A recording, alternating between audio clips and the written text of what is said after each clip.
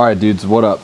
So I'm gonna go over just a quick little PLYO drills, PLYO throw variations type things that I personally use. This is gonna be a good opportunity for me to talk a little bit more in depth about the certain progressions that I'm using. So I got my list over there. I only have a 7 ounce. Obviously, there's gonna be probably a bunch of questions pertaining to the ounces used, the reps, the sets, and all of these things. And something that I kind of always say to guys asking those particular questions is it's going to be different for everyone, you know, in terms of like what weight you should use, how many sets you should do, how many reps. It's going to be different for everyone. Just encourage you to be really intentional with understanding how much you need of a certain thing, right? So we're going to be obviously diving into PLYO, like progressions, like drills, throw variations. So it's going to be completely different than how you would maybe set up a PLYO drill, or sorry, a PLYO routine like for a warm-up in comparison to like a PLYO routine for your development and drill progressions and whatnot. Because a lot of the things that we're going to be talking about here in a little bit are going to be progressions for guys that have a particular breakdown with something, and this particular progression throw variation is going to be providing a lot of good input, a lot of good feedback. So you obviously want to increase the amount of reps, increase the amount of sets, increase the volume of that particular drill or of that particular throw to instill patterns that we want to see, right? So again, just going to go over a series of things that that I personally like. Obviously there's so many other ones that I've done content on, you can find on my YouTube or my website. So first one, catch and funnel throw. Catch and funnel is something, it's a throw variation that you probably see me do a lot in like my catch play, but it's like you're a second baseman and there's a guy on first and there's a ground ball to shortstop, or there's a ground ball to third, ground ball to the left side of the infield. And as a second baseman, your responsibility is get to the bag, give a target, and receive the ball and get rid of it in a timely fashion, right? Because you obviously want to get the guy at first. So if you've been following me for a while, you've been looking into a lot of my stuff. I'm a huge advocate for time-sensitive task orientation, task completion when it comes to throwing. I think your body just does a sensational job at organization to complete the task, extremely powerful and extremely time sensitive and efficient. So again, you're second base, you're coming over to the bag, you're given a target, say the throw is perfect and you don't need to go down or whatever, it's just perfect to your chest. So you're catching it and you're funneling that throw from your hand, boom, into your chest, and then you're just getting it out of your hand as quickly as possible while still organizing in such a way to have power behind the baseball, right? So you're coming, boom, catch, funnel real quick, and throw. I'm a huge advocate for your hands and your feet working together, working in unison to accomplish the task of get rid of it quickly and have power behind it to get the guy out, right? It's the same thing that I talk about with like why I believe pitchers should field more ground balls. Find your natural, powerful efficiency in a way that you can turn off your brain and just complete a task. So here's what it's going to look like. Watch how my feet and my hands work together. So boom, boom, throw. Same thing, boom, boom. And again, we can sit here all the live long day, talk about short hand, short arm, all this stuff. But for me, the goal is repeatability and consistency up here, okay? With your hand in that slot. So I know it's gonna look maybe different than your typical maybe throw, your arm swing.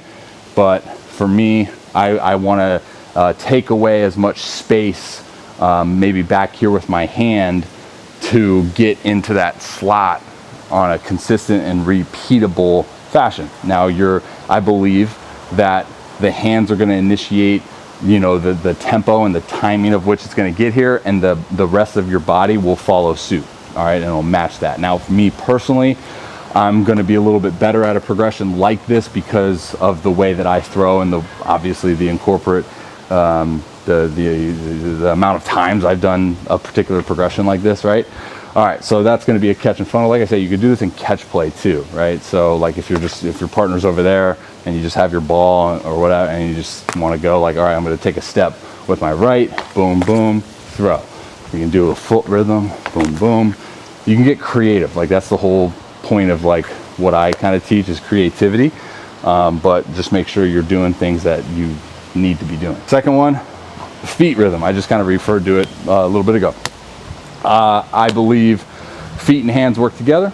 I believe you can initiate a certain tempo with your feet, you can initiate a certain tempo with your hands, and the more that you train in this tempo, I think the more ability that you're going to have to make like in-game kind of adjustments, because we know that the game is going to be, you know, moving at a quicker pace in your head than it is going to be in like a practice setting.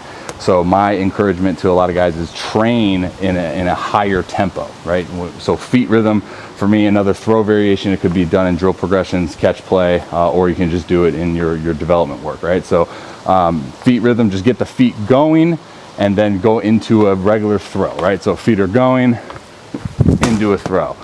The creativity aspect of this is you can get your feet going, you can do a step back, you get your feet going, you can do a forward step funnel, you can get your feet going, do a step back into rotation, you can do a foot rhythm or a feet rhythm with like a hand cross, you can just do all these things. But what you're gonna start seeing when you kind of get these guys going is that your hands are gonna work much more fluidly. Your feet are gonna initiate the body of the tempo, and then as soon as you decide to then stabilize and stick with your drive leg, that's going to be when then all the attention comes to like the hand. And the thing that I've seen kind of working with clients in person is that you actually instill like feet rhythm, and then all of the brain power goes to the feet, and then your hands naturally want to like sync up, especially if you're at a quicker tempo with your feet. Your hands are going to naturally sync up to match the positioning and the timing of that lead foot. All right, so again, feet rhythm, you're here, maybe doing a little glove tap with your hands, feet rhythm here, into your throw. Very simple.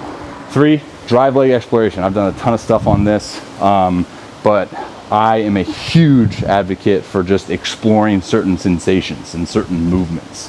Obviously, having the capacity to do so is huge, meaning you have to be able to explore a wide range of motion that you can authentically own, and not something that you're going into a drive leg exploration, you just like are super unbalanced, you have no sense of stability, and it looks as goofy as that just did. So for me, drive leg exploration, it's not one set amount of things, but it's just, all right, can I stick with my drive leg? Shout out Pitchers Only, by the way, apparel, swag. Can I stick with and hold my drive leg? Can I explore these kind of contractions? Can I counter rotate my trunk over my drive leg hip? You know, can I feel this kind of sense of stability of, you know, certain quad muscles, the entire foot into the ground, kind of holding onto the ground and giving me that sense of stability into the earth? You know, can I kind of sit back here? Can I get into this kind of RDL type single leg phase here to kind of get my brain to connect to my body, to explore these sensations for when I'm going to go full speed? You know, in a pistol squat, something that gives you like how much depth can I get, how much range of motion do I have, what am I feeling, where are the contractions being you know, amplified. So this is what it's going to look like in a throw. This could be done again in catch play.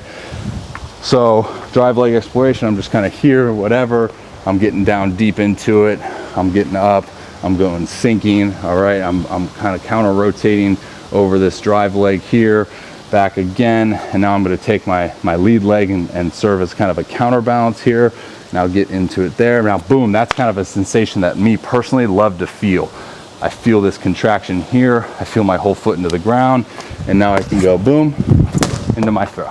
Drive leg exploration, really good for like plyo settings too, right? 4th one we're going to be talking about is feet crossover. I've done a lot of stuff on forward momentum, a lot of stuff on increasing acceleration rate. So an easy way to do that in a preset kind of environment is take your lead foot and cross it over your drive leg like this. So as soon as now your trunk is going to then initiate that forward momentum with a little tilt, and now as soon as your foot starts to then go and cover all this ground to create acceleration, that's when your trunk is going to feel that little seesaw mechanism, right? So feet crossover, you can even do a feet crossover with a hand cross, whatever. Again, creativity, right? Feet crossover. Now I'm going to dip, and then I'm going to go, and I'm almost going to have the seesaw of my trunk to go, all right, now I want to accelerate, but now I want to get back with my trunk, tilt a little bit to load, and now go. So here's what it's going to look like. feet crossover.